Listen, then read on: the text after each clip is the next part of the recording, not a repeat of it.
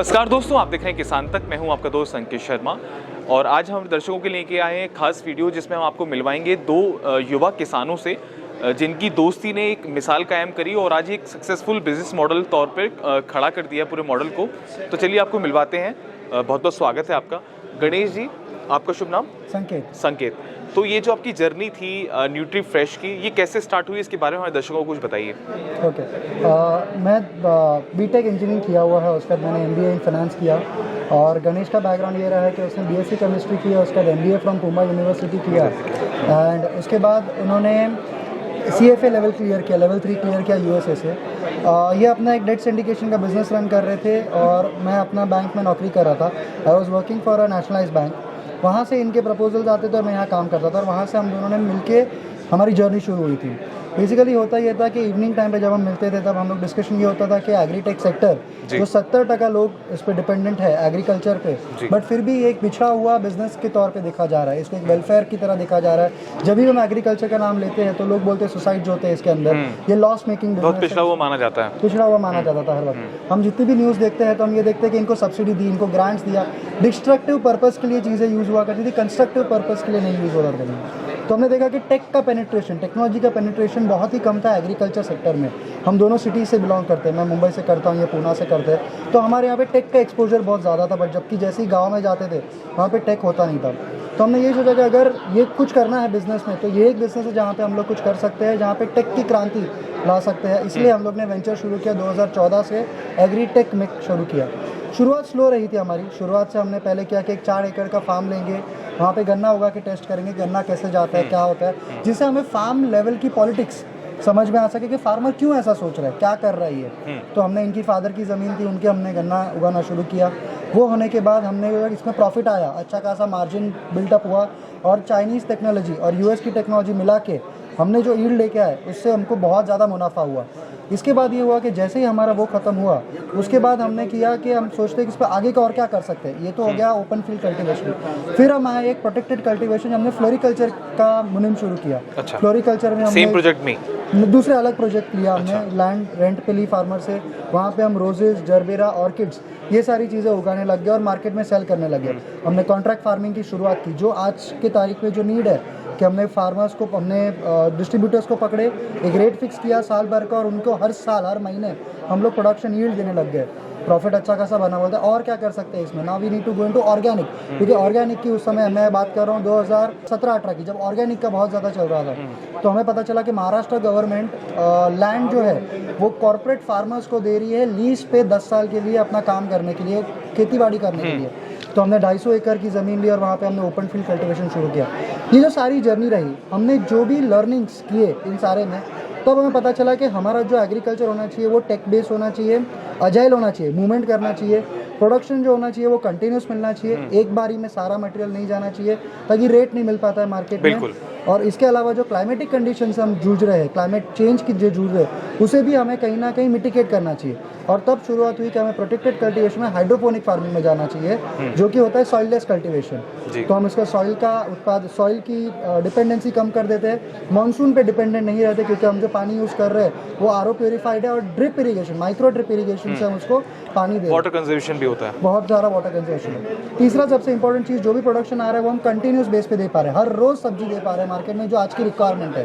And that is how the nutri fresh started in 2019। अच्छा। हमने शुरुआत की 10 एकड़ से और आज हम पहुंच गए 33 एकड़ प्रोडक्शन पे, ग्रोथ स्लोली करते हुए। और कहीं ना कहीं one of the largest farms in India hydroponic के में माने जाते हैं आज के दौर। अच्छा, तो लगभग आपके साथ में कितने लोग जुड़े हुए हैं, मतलब कितने कंज्यूमर्स हैं जो आपकी जो न्यूट्री फ्रेश की जो सब्जियां हैं उसको कंज्यूम कर रहे हैं? हम लोग 2 मॉडल में काम करते हैं। एक है B2B मॉडल, जहाँ पे हम बिजनेस टू बिजनेस को सप्लाई करते हैं, और सेकेंड है B2C, direct from farm to the consumers के घर तक हम पहुँचा दें और पूरी लॉजिस्टिक्स चेन हम खुद मैनेज करते हैं। तो जब हम कंज्यूमर तक डायरेक्ट पहुँचाते हैं वहाँ पे हम 15,000 घरों तक पहुँच चुके हैं और B2B के तहत हम कम से कम 2.5 लाख घरों तक पहुंच चुके हैं। लेकिन आमतौर पर जब लोग सब्जियां खरीदने लोकल मार्केट्स में जाते हैं तो बड़ा तोल भाव करते हैं। वो कहते हैं कि ये टमाटर इतने का है, ये टमाटर लाल नहीं है, देसी है या अलग है, हाइब्रिड है। तो आपके सामने भी ऐसी समस्याएं आती हैं कि आप किस तरीके की जो प्रॉब्लम्स हैं वो फेस करते हैं जो कस्टमर्स के द्वारा आती हैं? हम जो क्राउड को टारगेट कर रहे हैं वो हाई मिडिल क्लास और अपर मिडिल क्लास के लोग हैं, जो लोग क्वालिटी प्रोड्यूस के लिए वो प्राइस देने को रेडी है। कोविड ने हमें एक सिखा दिया कि हमारी हेल्थ ही वेल्थ है, और तब उसके बाद से लोग हो गए कि नहीं, हेल्दी खाना खाना है जिससे अपनी वेल्थ बनी रहे।